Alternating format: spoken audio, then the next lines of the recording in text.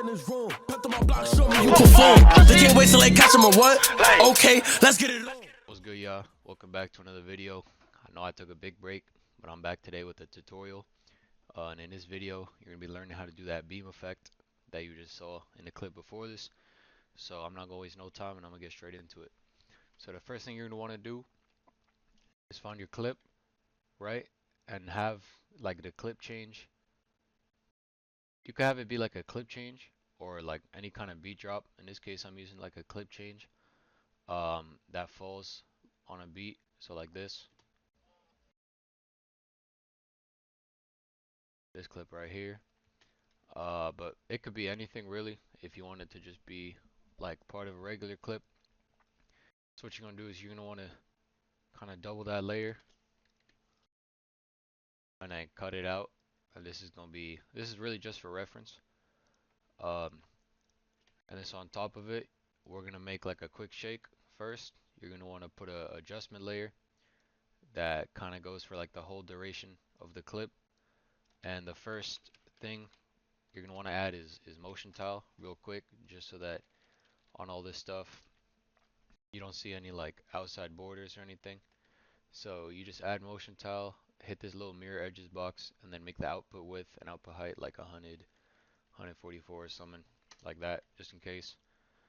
And the next thing you want to do is add blur motion curves from Sapphire plugin. All the plugins will be in my Discord, which is linked in the description. And you're going to want to make a keyframe for the Z distance right here, and then zoom it in pretty much all the way, maybe like 0.1. Come here to the end, and then make it 1. Right? And then so when you hit U on your keyboard, you can kind of see these two keyframes that got created. And then so when you come here to this graph editing tool, you click on this, and then you hit this little curve right here. You see these two things? Make sure you drag it so that the two of them are kind of in this top left corner. So this is going to make it start really zoomed in and then kind of go out there really fast. You can kind of play around with it to get the kind of thing you want. We want it to be a little smoother than this, so we're not going to make it as fast. So you can kind of drag these back a little bit.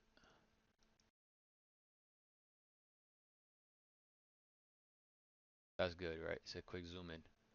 The next, you can add a Sapphire shake. Make the X shake something like 50, and the Y something big like 200. Add motion blur. Make frequency like 12, amplitude like 3. And then if we turn this off, just move the seed so that it's something like that's clearly going like up and down pretty well. And then you can also keyframe that. And then also go to the end, I guess, if you want. I usually do like 12 frames, so like 1, 2, 3, 4, 5, 6, 7, 8, 9, 10, 11, 12. Put it to 0, and then do kind of something similar where you make it fade a little fast.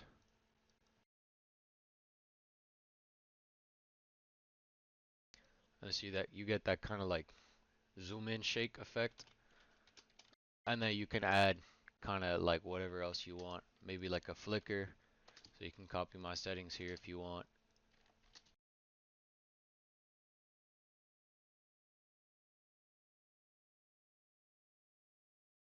Something like that. Maybe definitely put a blur on it. You could put a like BCC lens blur, OBS. Have it start out with something big. Turn the gamma up, and then have it end at 0. Also, make most of the shake things fade out fast, because we want like the focus to be on the beams and not, you know what I'm saying, not the shake itself. And then lastly, on top of everything, put like a hue saturation effect. Bring it down to 0 at the start, and then at the end you set it to 1. And this one also is going to be kind of like a faster fade, because we want to be able to see like the greenness of the beams. We have something like that. Maybe make it a little slower, just so you can still see the black and white at the start.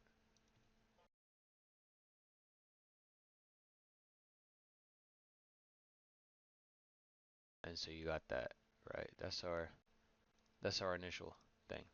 The next thing you want to do is drag the two files I put in the description in a Google Drive folder onto your composition. It's going to be, the video is the laser beam, and the audio is the sound. And so you can kind of start the sound like basically at the same time as the clip. You don't want it to be too loud, so kind of turn down the audio levels. If you hit L on your keyboard, this will pop up, put maybe -5, and then add bass and treble, and then just put it 100 bass minus 100 treble. So that's gonna make it like nice and subtle in the background. The next thing you want to do is select the laser layer, and then on your keyboard hit Control Alt F so that it fits to the composition, and then duplicate it, right? So if we single these out with just the video layer and set them to add, they're gonna look something like this, right? So what you're gonna want to do, even before you duplicate it actually, so you can delete the first one if you already did that, add blur motion curves to the beam.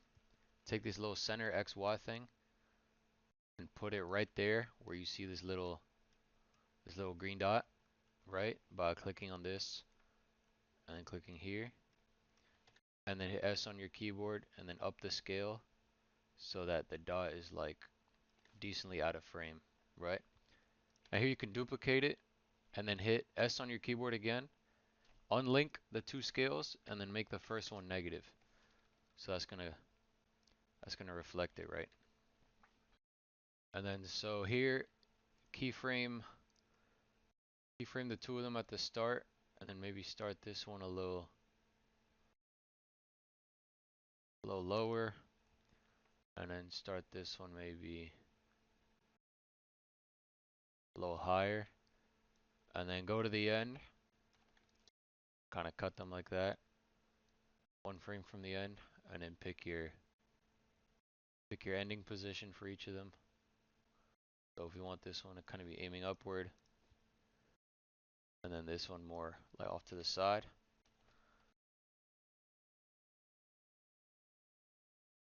We get this. We get this.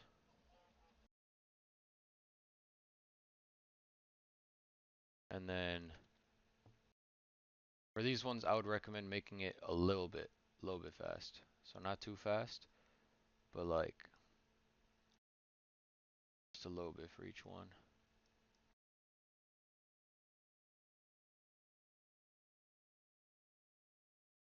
Right, and then when you have the two of them selected, you're gonna want to right click and hit pre-compose. Make sure this bottom one's selected. Adjust composition duration to the time span of layers. Hit OK, and then set this one to add, and then you can add any kind of glow that you like. I like using deep glow. We don't need that much exposure since there already is kind of a glow. But turn this radius thingy up to like 1,000 something. And so that's going to make the beams kind of go upward.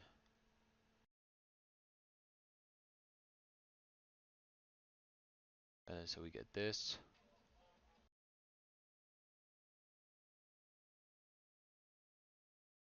And so you might want to leave this if you want.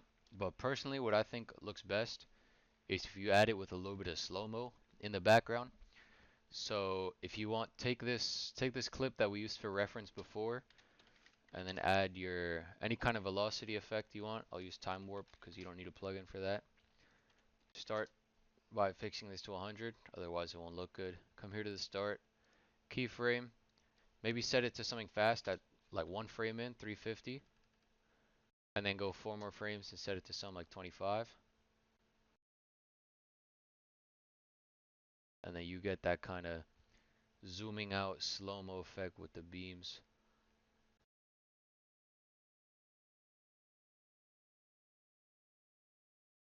And then when you transition off of that, you can kind of duplicate this shake if you want and put it over here. So you get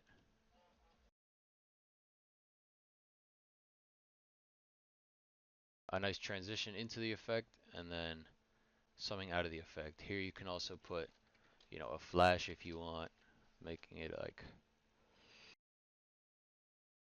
just like this.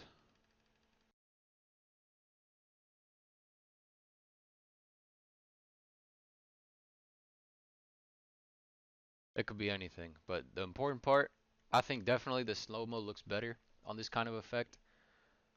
And also when you start it with like black and white, because the green is still going to be kind of showing, but the rest of the clip is going to be a lot darker, so it makes the beams look a lot better. And as always, you can always play around with this own effect. You can make the beams look different. You could put a different shake, different color effects, different transition. But the important part is that you know kind of the basics on how to do all this. And if you did enjoy this tutorial, make sure to, you know, leave a like, subscribe. I might try to come back to YouTube. I know I've been taking a big break. So in the case that I do, you know, always join my Discord. Feel free to talk to me, send me ideas for new tutorials, and I'll see you guys in the next one.